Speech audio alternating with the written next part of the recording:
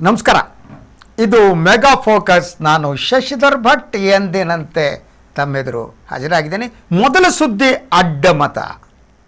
ಈ ಅಡ್ಡಮತದಿಂದಾಗಿ ಯಾರ್ಯಾರ ಅಡ್ಡ ಬಿದ್ದರೋ ಗೊತ್ತಿಲ್ಲ, ಯಾರ್ಯಾರು ಎದ್ದು ನಿಂತರೋ ಗೊತ್ತಿಲ್ಲ. ಇನುವೆ ಕರ್ನಾಟಕದ ರಾಜಕಾರಣದಲ್ಲಿ ಇದೊಂದು ಮಹತ್ತರ ತಿರುವು ನೀಡುವ ಚುನಾವಣೆ ಆಗಿತ್ತು, ವಿಧಾನ ಪರಿಷತ್ ಚುನಾವಣೆ. ಕಾಂಗ್ರೆಸ್ 5 ಸ್ಥಾನಗಳನ್ನು ಗೆದ್ದುಕೊಡ್ತು, 2 BJP. ಹಾಗಿದ್ದರೆ ಈ ಚುನಾವಣಾ ಫಲಿತಾಂಶವನ್ನು ವಿಶ್ಲೇಷಿಸುವುದು ಹೇಗೆ, ಇದು ಏನನ್ನು ಹೇಳುತ್ತೆ, ಅದನ್ನು ನಾನು ಒಂದೊಂದೇ ತಮಗೆ ಹೇಳೋದಕ್ಕೆ ಇಷ್ಟಪಡ್ತೀನಿ. ಮೊದಲನೇದಾಗಿ ಮುಖ್ಯಮಂತ್ರಿಯಾದ DK ಶಿವಕುಮಾರ್ ಅವರ ಮೊದಲ ಜಯ ಇದು. ಅವರ ಕಾರ್ಯತಂತ್ರ ಅವರಿಗೆ ಒಬ್ಬ ಅಭ್ಯರ್ಥಿಯನ್ನು, ತಮ್ಮ ಆಪ್ತನನ್ನು, ಆತ್ಮೀಯನನ್ನು ಗೆಲ್ಲಿಸೋದಕ್ಕೆ ಸಾಧ್ಯ ಆಯಿತು. ಸೊ ಇದು ಒಂದು ರೀತಿಯಲ್ಲಿ DK ಶಿವಕುಮಾರ್ ಅವರ ಜಯ ಅಂತ ಯಾಕೆ, ದಿಗ್ವಿಜಯ ಅಂತ ಯಾಕೆ ಹೇಳ್ತೀನಿ ಅಂತಂದರೆ, ಇಡೀ ಈ ಚುನಾವಣೆಯಲ್ಲಿ ಅಗತ್ಯವಿರುವ ಮತಗಳನ್ನು ಸಂಗ್ರಹಿಸುವುದರಲ್ಲಿ, ಪಡೆಯುವುದರಲ್ಲಿ ಪ್ರಮುಖ ಪಾತ್ರ ವಹಿಸಿದರು DK ಶಿವಕುಮಾರ್ ಅವರೇನೆ. ಸೊ 27-28 ಮತ ಬರಬಹುದು ಅಂತ ಅವರ ಏನು ಅಂದುಕೊಂಡಿದ್ದರು 5ನೇ ಅಭ್ಯರ್ಥಿಗೆ, ಬಂದಿದ್ದು 32 ಮತ. ಅಂದರೆ ಕಾರ್ಯಾಚರಣೆ ಯಶಸ್ವಿ ಆಯಿತು ಅಂತ. ಇಷ್ಟೇ ಅಲ್ಲ, ಇಡೀ ಈ ಒಂದು ಚುನಾವಣೆಯನ್ನು ನಾನು ಇನ್ನೊಂದು ರೀತಿ ವಿಶ್ಲೇಷಿಸಿದ್ದೆ. ಇದು DK ವರ್ಸಸ್ HDK ಅಂತ. ಅಂದರೆ ಇದರಲ್ಲಿ ಗೆಲ್ಲುವವರು ಯಾರು ಅನ್ನೋದು ಬಹಳ ಸ್ಪಷ್ಟವಾಗಿ DK ಗೆದ್ದಿದ್ದಾರೆ, HDK ಸೋತಿದ್ದಾರೆ. ಇದು ಕುಮಾರಸ್ವಾಮಿ ಅವರ ಬಹುದೊಡ್ಡ ಸೋಲು ಅಂತ ಅನಿಸುತ್ತೆ. ಈ ಸೋಲನ್ನು ಅವರು ಹೇಗೆ ಸ್ವೀಕರಿಸ್ತಾರೆ, JDS ಮುಂದಿನ ಕತೆ ಏನು, ಇದು ಮೈತ್ರಿ ಪಕ್ಷಗಳ ಮೇಲೆ ಯಾವ ಪರಿಣಾಮವನ್ನು ಬೀರುತ್ತೆ, ಎಲ್ಲವನ್ನು ನಿಮ್ಗೆ ಹೇಳ್ತೀನಿ. ಡೋಂಟ್ ಗೋ ಎನಿವೆ, ಎಲ್ಲೂ ಹೋಗಬೇಡಿ, ಇರಿ. ಸೊ ಮೊದಲನೇದಾಗಿ ನಿಮಗೆ ಹೇಳಿದಾಗೆ 11 ಮತಗಳೇನಿವೆ ಕಾಂಗ್ರೆಸ್ಸಿಗೆ ಎಕ್ಸ್ಟ್ರಾ ಹೋಗಿದೆ. ಎಷ್ಟು ಹೇಳಿ, 11. ಈ 11 ಮತಗಳಲ್ಲಿ BJP ಮತ ಎಷ್ಟು, JDS ಮತ ಎಷ್ಟು? JDS ಒಂದು ರೀತಿ ಕ್ಲೇಮ್ ಮಾಡ್ತಿದೆ, BJP ಒಂದು ರೀತಿ ಕ್ಲೇಮ್ ಮಾಡ್ತಿದೆ. ಅಡ್ಡಮತ 11 ಅಡ್ಡಮತ ಈಗ ಬಹುದೊಡ್ಡ ಒಂದು ಪ್ರಶ್ನಾರ್ಥಕ ಚಿಹ್ನೆಯಾಗಿ ನಿಂತಿದೆ ಅವರ ನಡುವೆ. ಸೊ ಒಂದು ಲೆಕ್ಕಾಚಾರದ ಪ್ರಕಾರ, BJP ಲೆಕ್ಕಾಚಾರದ ಪ್ರಕಾರ, BJPಯಿಂದ ಕಾಂಗ್ರೆಸ್ಸಿಗೆ ಹೋದದ್ದು 3 ಮತಗಳು ಮಾತ್ರ. ಉಳಿದ 8 ಮತಗಳು ಏನು ಕಾಂಗ್ರೆಸ್ಸಿಗೆ ಹೋಗಿವೆ ಅದು JDSದು ಅಂತ. ಆದರೆ ಕುಮಾರಸ್ವಾಮಿ ಅದನ್ನು ಒಪ್ಪಿಕೊಳ್ಳೋದಕ್ಕೆ ಸಿದ್ಧರಿಲ್ಲ. ಕುಮಾರಸ್ವಾಮಿ ಅದನ್ನು ಬೇರೆ ರೀತಿ ಅನಲೈಸ್ ಮಾಡ್ತಾರೆ. ಇಲ್ಲ ನಮ್ಮ ಪಕ್ಷದವರು ಅಷ್ಟೆಲ್ಲ ಹೋಗಿಲ್ಲ ಅಂತ. ಈಗ ನಾನು ನಿಮ್ಮ ಜೊತೆ ಮಾತನಾಡ್ತಾ ಇರುವಾಗಲೇ ಕುಮಾರಸ್ವಾಮಿ ಅವರು ತಮ್ಮ ಶಾಸಕಾಂಗ ಪಕ್ಷದ ತುರ್ತು ಸಭೆಯನ್ನು ಕರೆದಿದ್ದರು. ಆ ತುರ್ತು ಸಭೆಯಲ್ಲಿ ಅವರು ಚರ್ಚೆ ಮಾಡಬೇಕಾದ ತುರ್ತು ಅವರಿಗಿದೆ.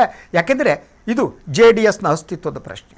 ಎಲ್ಲ ಲೆಕ್ಕಾಚಾರಗಳನ್ನು ಅದು ತಲೆ ಕೆಳಗೆ ಮಾಡ್ತು. ಈ ಬೆಳಗ್ಗೆ ಸುದ್ದಿಗಾರರ ಜೊತೆ ಮಾತನಾಡಿದಂಥ ಸನ್ಮಾನ್ಯ UC ಕುಮಾರಸ್ವಾಮಿ ಅವರು ತಮಗಾದ ಆ ಆಘಾತವನ್ನು ತೋರಿಸ್ಕೊಂಡಿಲ್ಲ. ನನಗೆ ಗೊತ್ತಿತ್ತು ಅಂದರು. ಅದು ಯಾವಾಗಲೂ ಹೇಳ್ತಾರೆ, ಗೊತ್ತಿತ್ತು ಅಂತ ಅಂದರೆ ಗೊತ್ತಿತ್ತು ಅಂತ ಅರ್ಥ ಅಲ್ಲ. ಅಂದರೆ ಒಂದು ರೀತಿ ಅದು ಆ್ಯಂಟಿಸಿಪೇಟ್ರಿ ಬೇಲ್ ಇದ್ದಂಗಪ್ಪ, ನಂಗೆ ಗೊತ್ತಿತ್ತು ಬಿಡಿ, ಹಿಂಗೆ ಆಗ್ತಿತ್ತು ಅಂತ ತಮ್ಮ ಸೋಲನ್ನು ಮರೆಮಾಚುವ ಯತ್ನ ಅದು ಅವರು ಇವತ್ತು ಬೆಳಗ್ಗೆ ಮಾಡಿದ್ರು ಕುಮಾರಸ್ವಾಮಿಗಳು. ಆದರೆ ಇದು ಇಷ್ಟಕ್ಕೆ ಸೀಮಿತ ಆಗಿಲ್ಲ. ಯಾಕೆ ಅಂತ ಹೇಳ್ತೀನಿ. ನೋಡಿ, ಒಂದು BJP ತನ್ನ ಎಕ್ಸ್ಟ್ರಾ 4 ಮತವನ್ನು ಏನು JDSಗೆ ಕೊಟ್ಟಿತ್ತು, ಅವ್ರು ಯಾರು ಕೈ ಕೊಡೋ ಸಾಧ್ಯತೆ ಇಲ್ಲ. ಲಮಾಣಿ ಅವರ ಹೆಸರಿತ್ತು, ಅವರು ದುರ್ಯೋಧನ ಐಹೊಳೆ ಅವರು, ಯತ್ನಾಳ್ ಹೆಸರನ್ನು ಕೂಡ JDSಗೆ ಕೊಡೋದಕ್ಕೆ ಸೂಚನೆ ಮಾಡಲಾಗಿತ್ತು ಅಂತ ಹೇಳಲಾಗ್ತಾ ಇದೆ. ಆದ್ದರಿಂದ ಯಾವ ಮತಗಳು BJPಯಿಂದ JDSಗೆ ಹೋಗಬೇಕಾಗಿತ್ತೋ ಆ ಮತಗಳು ಅಡ್ಡಮತವಾಗಿ ಪರಿವರ್ತನೆಯಾಗಿರುವ ಸಂಭವ ಕಡಿಮೆ. ಅದು ಕಡಿಮೆ ಅಂತಾದರೆ ಇದನ್ನು 2 ಪಾರ್ಟ್ ಇಟ್ಕೊಂಡಿರೋಣ ನೀವು. ಈ 3 ಮತ BJPಯಿಂದ ಹೋಗಿದ್ದು ನಿಜ, ಅನುಮಾನನೇ ಬೇಕಾಗಿಲ್ಲ. ಇನ್ನು 3ಗಿಂತ ಜಾಸ್ತಿ ಹೋದದ್ದು ಹೇಳೋದಕ್ಕಾಗಲ್ಲ. ಸೊ JDSನ 8 ಮತಗಳು ಹೋದ್ವೆ, ಕುಮಾರಸ್ವಾಮಿ 4 ಮತ ಅಂತ ಲೆಕ್ಕ ಹಾಕ್ತಾರೆ. ಇದನ್ನು ನೋಡಿದರೆ 8 ಮತಗಳು ಹೋಗಿವೆ.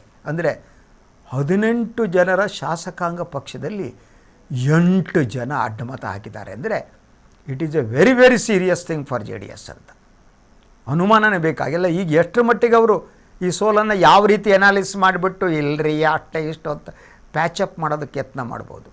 ಆದರೆ JDSಗೆ ಇದು ಬಹುದೊಡ್ಡ ಆಘಾತ. ಹಾಗಿದ್ದರೆ ಈ ಅಡ್ಡ ಮತದಾನ ಮಾಡಿದವರು ಯಾರು ಅಂತ ನಾನು ಹೆಸರು ಹೇಳೋಕೆ ಹೋಗಲ್ಲ, ನನಗೂ ಸ್ವಲ್ಪ ಮಟ್ಟಿಗೆ ಗೊತ್ತಿದೆ ಯಾರು ಅಡ್ಡಮತ ಮಾಡಿದ್ರು ಅಂತ. ಅದನ್ನು ನಾನು ಹೇಳೋಕ್ಕಾಗಲ್ಲ, ಯಾಕಂದರೆ ಏನಿವೆ ಚುನಾವಣಾ ಗುಪ್ತ ಮತದಾನ ಅಲ್ವಾ, ನಾನು ಯಾವನ ನನಗೆ ಅದರ ಒಂದು ಭಾಳ ಸ್ಪಷ್ಟವಾಗಿ ಹೇಳ್ತೀನಿ.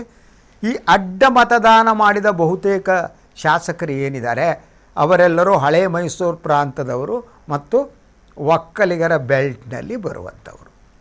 ಅರ್ಥ ಆಯ್ತಲ್ವಾ? ಅಂದರೆ ಡಿ ಕೆ ಶಿವಕುಮಾರ್ ಮುಖ್ಯಮಂತ್ರಿ ಆದ ಮೇಲೆ ಅವರು ಹಳೆ ಮೈಸೂರು ಪ್ರದೇಶದ ಮೇಲೆ ಹೆಚ್ಚು ಕಾನ್ಸಂಟ್ರೇಟ್ ಮಾಡಿದ್ದಾರೆ ಮತ್ತು ಒಕ್ಕಲಿಗರ ಸಾಮ್ರಾಜ್ಯವನ್ನು ಕಸಿದುಕೊಳ್ಳುವುದಕ್ಕೆ, ತಮ್ಮ ಹಿಡಿತಕ್ಕೆ ತೆಗೆದುಕೊಳ್ಳುವುದಕ್ಕೆ ಮೊದಲ ಹೆಜ್ಜೆಯನ್ನು ಇಟ್ಟಿದ್ದಾರೆ ಮುಖ್ಯಮಂತ್ರಿ ಡಿ ಕೆ ಶಿವಕುಮಾರ್. ಆದ್ದರಿಂದನೇ ಇದು ಶಾಕಿಂಗ್ ಟು ಯಾರಿಗೆ ಹೇಳಿ, ಕುಮಾರಸ್ವಾಮಿ, ದೇವೇಗೌಡ. ಇದು ಶಾಕಿಂಗು. ಸೊ ಈ ಹಳೆ ಮೈಸೂರು ಪ್ರದೇಶದಲ್ಲಿ ಇದೇ ಸ್ಥಿತಿ ಮುಂದುವರೆದರೆ ಅಥವಾ ಇದೇ ರೀತಿ ಇಡೀ ಸಾಮ್ರಾಜ್ಯವನ್ನು ಡಿ ಕೆ ಕಸಿದುಕೊಂಡ್ರೆ JDS ಪಕ್ಷ ತನ್ನ ಅಸ್ತಿತ್ವವನ್ನು ಕಳೆದುಕೊಳ್ಳಬೇಕಾದ ಅನಿವಾರ್ಯ ಸ್ಥಿತಿ ನಿರ್ಮಾಣ ಆಗುತ್ತೆ. ಅಂದರೆ ಒಂದು ಇಲ್ಲಿ ಕಾಣ್ತಾ ಇರೋದೇನು ಅಂದರೆ, ಎಲ್ಲರಿಗೂ ಗೊತ್ತು ನೋಡಿ, ಕಾಂಗ್ರೆಸ್ಸು ಹೈಕಮಾಂಡ್ 4 ಸೀಟ್ ಸಾಕು ಅಂತ ಕಡೆ ಸುಮ್ಮನೆ ಇದ್ದರು. 5ನೇ ಸೀಟ್ನ ಬಗ್ಗೆ ಅವರು ಇದು ಮಾಡೇ ಇರಲಿಲ್ಲ. ಆದರೆ 5ನೇ ಸೀಟ್ ಗೆದ್ದುಕ ಬರ್ತೇನೆ ನಾನು ಅಂತ ಸೆಡ್ಡು ಹೊಡೆದು ನಿಂತವರು ಡಿ ಕೆ ಶಿವಕುಮಾರ್. ನಾನು ಕಸ್ಕತೆ, ನಾನು ತಗೊಬರ್ತೀನಿ ಇನ್ನೊಂದು ಸೀಟು ಅಂತ. ಪ್ರಾಯಶಃ ಇದು ಎಷ್ಟರ ಮಟ್ಟಿಗೆ ಹೈಕಮಾಂಡಲ್ಲಿ ಅವ್ರಿಗೆ ನಂಬಿಕೆ ಇತ್ತೋ ಅಲ್ಲ ಗೊತ್ತಿಲ್ಲ. ಆದರೆ ಡಿ ಕೆ ಶಿವಕುಮಾರ್ ಕಾರ್ಯಾಚರಣೆ ಗೊತ್ತಿರುವವರು, ಅವರ ಕಾರ್ಯವಿಧಾನ ಗೊತ್ತಿದ್ದವರು, ಇವರೇನೋ ಆಟ ಆಡ್ತಾರೆ, ಏನೋ ಮಾಡ್ತಾರೆ ಕಣ್ರಿ ಅಂತಿದ್ರು. ಹಾಗೆ ಆಯಿತು. ಅಂದರೆ ಅವರ ಉದ್ದೇಶ ಭಾಳ ಸ್ಪಷ್ಟವಾಗಿತ್ತು.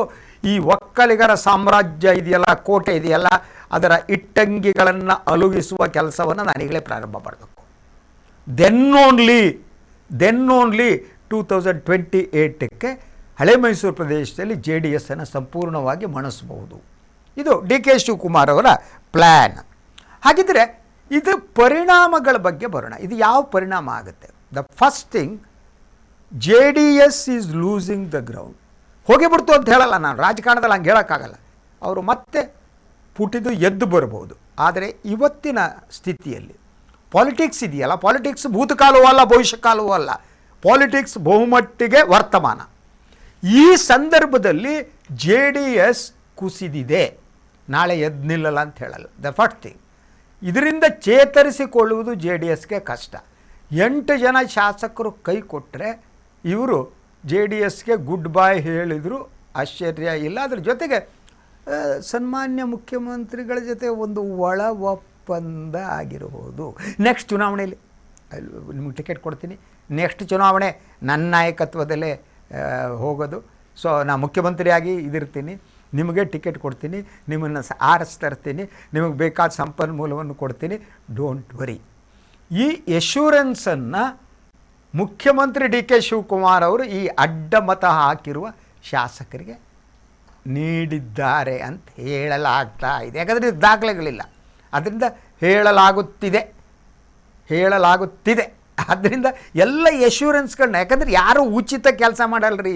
ಯಾರ ಶಾಸಕರು ಇದ್ದಕ್ಕಿದ್ದಂಗೆ ಬಂದ್ಬಿಟ್ಟು ಕಾಂಗ್ರೆಸ್ ಸರ್ಕಾರ ಅತ್ಯದ್ಭುತವಾಗಿ ಕೆಲಸ ಮಾಡ್ತಿರೋದ್ರಿಂದ ನಾನು ಅವರಿಗೆ ಮತ ಹಾಕುತ್ತೇನೆ ಅಂತ JDSನವ್ರು 8 ಜನ ಬಂದು ಹಾಕ್ತಾರ? ಬುಲ್ಶಿಟ್. ಏನಲ್ಲ, ವ್ಯವಹಾರ, ಕಾಸು ಬೇಕು, ಇನ್ನೊಂದು ಬೇಕು, ಭವಿಷ್ಯ, ಅಧಿಕಾರ, ಅಷ್ಟೇ ಜಗತ್ತಿನಲ್ಲಿ ಇರೋದು. ಸೊ ಆದ್ದರಿಂದ ಇಂಥ ಒಂದು ಎಶ್ಯೂರೆನ್ಸ್ ಮೂಲಕ JDSನ್ನು ದುರ್ಬಲಗೊಳಿಸುವ ಕೆಲಸವನ್ನು ಮುಖ್ಯಮಂತ್ರಿ ಸ್ಟಾರ್ಟ್ ಮಾಡಿದ್ದಾರೆ. First thing. ಸೆಕೆಂಡ್ ಥಿಂಗ್, ಈ ಅಡ್ಡ ಮತದಾನಕ್ಕೆ ಸಂಬಂಧಪಟ್ಟ ಹಾಗೆ JDSನಲ್ಲಿ ಮತ್ತು BJPಯಲ್ಲಿ ಇರುವ ವಿಭಿನ್ನ ಅಭಿಪ್ರಾಯಗಳು. BJP ಕ್ಲೈಮ್ ಮಾಡ್ಕೊಳ್ಳೋದು ನಮ್ಮವರು ಯಾರು 3 ಜನ ಅಡ್ಡ ಮತ ಮಾಡೋದು, ಉಳಿದು ನಮ್ಮ ಸಂಬಂಧ ಇಲ್ಲ ಅಂತ. ಬಟ್ ಕುಮಾರಸ್ವಾಮಿ ಹೇಳ್ತಾನೆ ಇಲ್ಲ, ಕುಮಾರಸ್ವಾಮಿಗಳ ಪ್ರಕಾರ ಇಲ್ಲ, ಜಾಸ್ತಿ ಅವ್ರದ್ದೇ ಹೋಗಿದೆ ಅಂತ. ಆದ್ದರಿಂದ ಇದು ಈ ಎರಡೂ ಪಕ್ಷಗಳ ನಡುವೆ ಹೊಸ ಒಂದು ಸಮಸ್ಯೆ ಹುಟ್ಟಿಕೊಳ್ಳುವುದಕ್ಕೆ ಕಾರಣ ಆಗ್ಬೋದು. ಅದು ಇಡೀ ಮೈತ್ರಿಯ ಮೇಲೆ ಯಾವ ರೀತಿ ಪರಿಣಾಮ ಬೀರುತ್ತೆ? ಒಂದು ಚುನಾವಣೆ ಕಂಡ್ರಿ, ನನ್ನ ಮಗಂದು 7 ಸೀಟ್ ಚುನಾವಣೆಯಲ್ಲಿ ಹಿಂಗಾದ್ರೆ ನಾಳೆ 2028ರಲ್ಲಿ ಏನ್ರಿ ಮಾಡ್ತಾರೆ ಇವರು? ಈಗಲೇ ಒಂದು ಅಭ್ಯರ್ಥಿ ಗೆಲ್ಸ್ಕೊಳ್ಳೋಕ್ಕಾಗಿಲ್ವಲ್ರಿ ಇವರಿಗೆ. ಈ ಡಿ ಕೆ ಹೊಡೆತಕ್ಕೆಲ್ಲ ಸೊಂಟ ಮುರ್ಕೊಂಡು ಬಿದ್ದುಬಿಟ್ರು ಅಣ್ಣ ಹಿಂದಿರು, ಇನ್ನೇನು ಮಾಡ್ತಾರೆ ಇವರು? ಇನ್ನೇನು ಮಾಡೋಕ್ಕೆ ಸಾಧ್ಯ ಅಲ್ವಾ? ಸೊ ಆದರೆ ಇದು ಬೇರೆ ಬೇರೆ ರೀತಿಯ ಪರಿಣಾಮವನ್ನು ಬೀರುತ್ತೆ. ಒಂದು ಪರಿಣಾಮ ಏನು ಅಂದರೆ JDS ಮೇಲೆ BJPಯ ಮೇಲೆ ಏನು ಪರಿಣಾಮ ಬೀಳುತ್ತೆ? BJP ನಾಯಕತ್ವಕ್ಕೆ ಕುತ್ತು ಬರುತ್ತಾ? ಏನಾಗುತ್ತೆ? ಇಡೀ ಈ ಪಕ್ಷಗಳ ಮಧುರ ಮೈತ್ರಿ ಏನಿದೆಯಲ್ಲ, ನೀವು ಒಂದು ಅಂತಿದ್ದಾರಲ್ಲ, ಒಂದು ಅಲ್ಲ ಎಂಥದ್ದು ಅಲ್ಲ, ಇದು ಏನಾಗ್ಬಿಡುತ್ತೋ ಗೊತ್ತಿಲ್ಲ. ಆ ಸಿಚುವೇಶನ್ನಿಗೆ ಇದು ಹೋಗುವ ಚಾನ್ಸಸ್ ಕಾಣುತ್ತೆ. ಅದರಿಂದ ಗಂಭೀರ ಪರಿಣಾಮವನ್ನು ಇದು ಬೀರಬಹುದು ಅಂತ. ಸೊ BJP ಕೇಂದ್ರ ನಾಯಕರು ಇದ್ರ ಮೇಲೆ ಯಾವ ಪರಿಣಾಮವನ್ನು ಯಾವ ಪ್ರತಿಕ್ರಿಯೆಯನ್ನು ನೀಡುತ್ತಾರೆ ಅಂತ. ಅವರು ಈಗಾಗಲೇ ಗೃಹ ಸಚಿವರು ಏನಿದ್ದಾರೆ ಅಮಿತ್ ಶಾ ಜಿ ಅವರು ವರದಿ ತರಿಸ್ಕೊಂಡು ಆಗೋಗಿದೆ ಇಲ್ಲಿ ಏನು ಅಂತ. ಯಾಕಾಯಿತು ಏನಾಯಿತು, ಅವರ ಮೇಜಿನ ಮೇಲೆ ವರದಿ ಇದೆ, ಏನು ನಡೀತು ಮಿತ್ರ ಪಕ್ಷಗಳದ್ದು ಏನಾಯಿತು ಅಂತ. ಅದ್ರ ಜೊತೆಗೆ JDS ಇದೆಯಾ, ಅದ್ರ ಬಗ್ಗೆ BJP ಪುನರ್ ಆಲೋಚನೆ ಮಾಡುವ ಚಾನ್ಸಸ್ ಇರುತ್ತೆ. 18 ಜನ ಶಾಸಕರೇ ಇಟ್ಕೊಂಡು ಇಂಥವ್ರ ಸ್ನೇಹ ಮಾಡ್ಕೊಂಡು ಏನಪ್ಪ ಮಾಡಲಿ ಅಂತ ಅಮಿತ್ ಶಾ ಯೋಚನೆ ಮಾಡ್ಬೋದು. ಅದ್ರ ಜೊತೆಗೆ ಪಕ್ಷದ ಒಳಗಡೆ ಏನು ಮಾಡಬೇಕು, ನಾನು ನೆಕ್ಸ್ಟ್ ಸುದ್ದಿ ಅದನ್ನೇ ಮಾತಾಡ್ತಿದ್ದೀನಿ. ಏನು ಗೊತ್ತಾ, JDS ಮೇಲೆ ಯಾವ ಪರಿಣಾಮ ಅನ್ನೋದು ಹೇಳ್ತೀನಿ. BJPಯ ಒಳಗೆ ರಾಜ್ಯ BJPಯ ಮೇಲೆ ಈ ಫಲಿತಾಂಶ ಯಾವ ಪರಿಣಾಮ ಬೀರುತ್ತೆ, ಏನಾಗುತ್ತೆ ಎಲ್ಲವನ್ನೂ ಹೇಳ್ತೀನಿ. ಡೋಂಟ್ ಗೋ ಎನಿವೇರ್, ಎಲ್ಲೂ ಹೋಗಬೇಡಿ. ಒಂದು ವಿರಾಮ ತಗೋತೀನಿ. ವಿರಾಮ ತಗೊಂಡು BJP ಮೇಲೆ ಇದು ಬೀರೋ ಪರಿಣಾಮ, BJP ಅಧ್ಯಕ್ಷರಾಗಿ ವಿಜೇಂದ್ರ ಮುಂದುವರಿತಾರಾ, ಹೊಸ ಅಧ್ಯಕ್ಷರು ಬರ್ತಾರಾ, ಹಾಗೆಯೇ ಪ್ರತಿಪಕ್ಷದ ನಾಯಕರಾಗಿರುವಂಥ ಅಶೋಕ್ ಇರ್ತಾರಾ ಹೋಗ್ತಾರಾ, ಈ ಮಹತ್ವದ ವಿಚಾರಗಳು ನಮ್ಗೆ